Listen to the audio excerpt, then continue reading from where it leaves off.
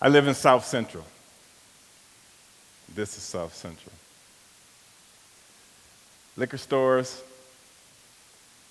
fast food, and vacant lots. So the city planners, they get together and they figure they're going to change the name South Central to make it a little easier on the palate. So they change it to South Los Angeles. Like this is going to change what's really wrong with this part of the city. This is South Los Angeles. Liquor stores, fast food, and vacant lots. Just like 26.5 million other Americans, I live in a food desert, and I noticed you guys have a couple of them here while I was driving around. South Central Los Angeles, home of the drive-thru and the drive-by. Strange thing is, the drive-thrus are killing more people than the drive-bys. People are dying of food-related diseases in South Central Los Angeles. People are losing their limbs to diabetes. Heart, it's just off the chain, everything from heart attacks, hypertension, asthma, and lack of opportunity. It's off the chain. And we have these popping up all over the city, these dialysis centers. And I would like to know, how would you feel if you had no access to healthy food? If every time you walk out your door, you see the ill effects that the present food system has on your neighborhood and the people around you. I see these popping up. I see the wheelchairs. These are being brought and sold like on the corners like used cars. And I was kind of tired of this, and I figured this has to stop. So I figured the problem is the solution. Food is the problem, and food is the solution. Plus, I got real tired of driving like 45 minutes round trip to get an apple that wasn't impregnated or sprayed with pesticides. So what I did, I created my own food forest on this strip of land in front of my house. In LA, we call them parkways. But I had a problem because it's owned by the city. But I'm supposed to maintain it. So I'm like, cool. Since I got to maintain it, I'm going to do whatever the hell I want to it with it. So what I did, I planted my food forest. It was fruit trees and berries and kale of different kinds and everything you can imagine, probably like 15 kinds of tomatoes. Me and my group got together and we did it. It was a volunteer group that I have. And it was cool until somebody complained, one of my neighbors. But what I gotta say, the moral of this story is embrace your haters, because haters make you famous. And if it wasn't for haters, I wouldn't be standing right here right now. They know not what they do.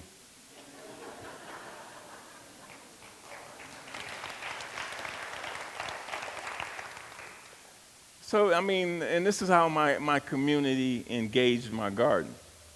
So the city, they say, hey, you're going to have to take this out again, because I did this years ago, but we're not going to go into that with the warrant and the whole nine and the court.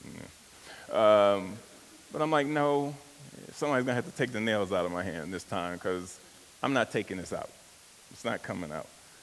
So city council, they said, okay, we're getting a citation, which this citation would turn into a warrant.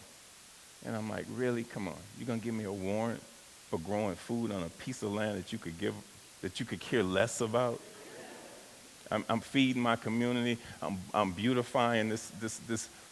You saw the weeds. You saw how bad it looked. And this is what it was. People would stop and go out of their way just to see what was happening in my garden today.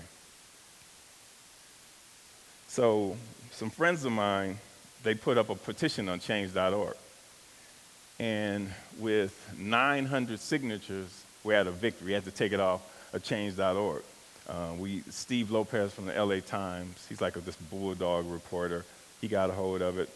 And so the city council hadn't returned my phone calls for probably like 6 months. And once Steve Lopez called him, I think I got a phone call within 30 minutes. And it was funny, and they were telling me how they don't know how it got to this point, and they love what I'm doing. And don't tell anybody, but we're gonna pay your permit. That was the biggest problem. You wanted somebody to maintain this and water it and put chemicals and mow it, and then they're supposed to pay you get a permit to grow food on it. Now grass, you throw it away. But food, you're feeding people. So it's just some backwards, archaic laws. So this city of Los Angeles, they own 26 square miles of vacant lots. That's like 20 New York Central Parks, or enough space to plant 725 million tomato plants. Why in the hell would they not let you do this?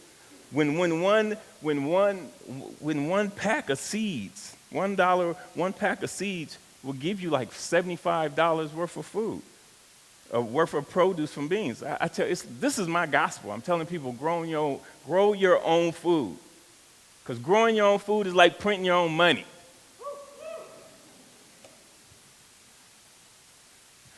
See, I have a legacy in South Central. I raised my sons there. And I refuse to be a product of this reality that was manufactured for me by a bunch of other people, and I manufacture my own reality. See, I'm an artist. I grow my art. And I'm a quilter. I heard you, E. Just like a graffiti artist, but they beautify walls. Me, I beautify parkways and gardens. I treat the soil as my canvas, and the fruits and the vegetables and the flowers that I plant. That's my embroidery. That's my embellishment for that canvas. Plus, you can eat my art. You'd be surprised what a sunflower could do if you allow the soil to be your canvas. This takes me to this story where this kid was walking down the street, teenager. He had his headphones on, he had his pants, hanging on his butt, and he was like in the music, and he turns the corner and he sees this big-ass sunflower. It's like one of those 12-foot Russian giants.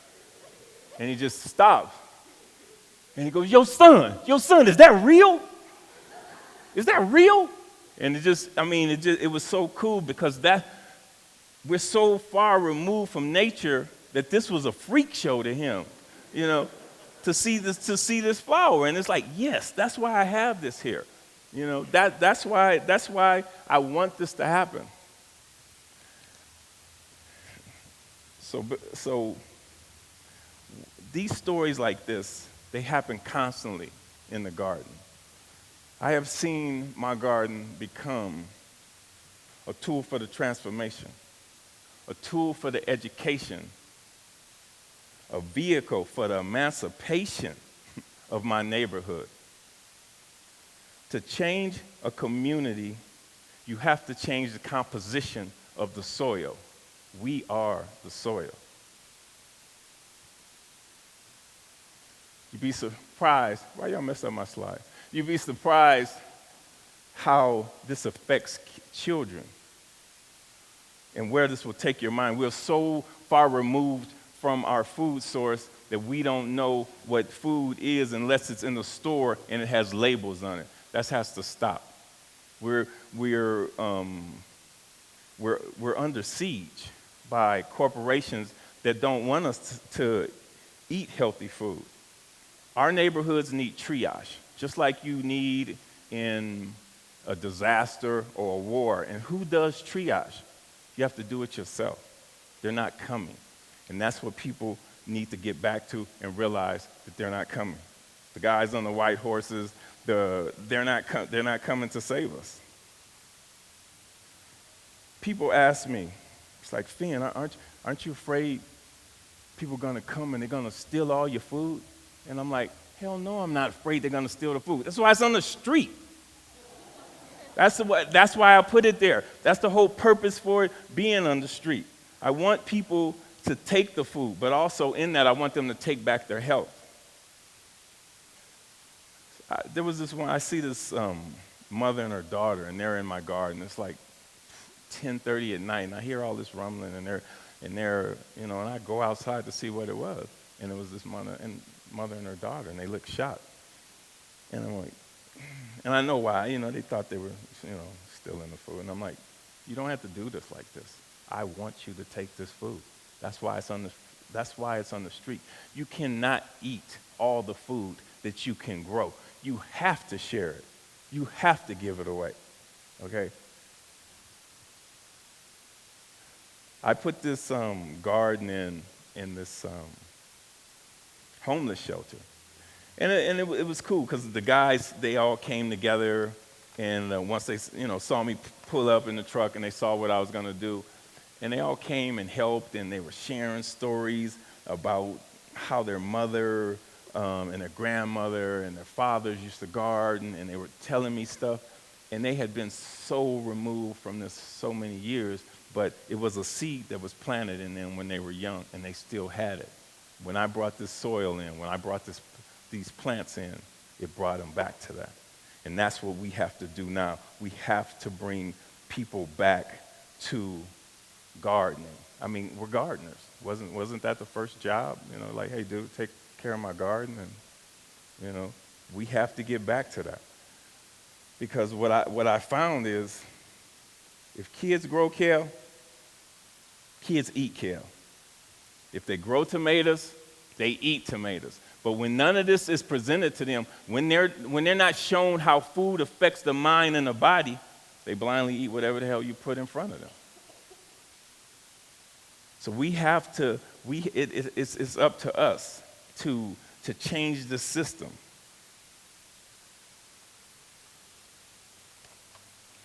What I found is gardening builds community, period. This is a picture of my volunteer group,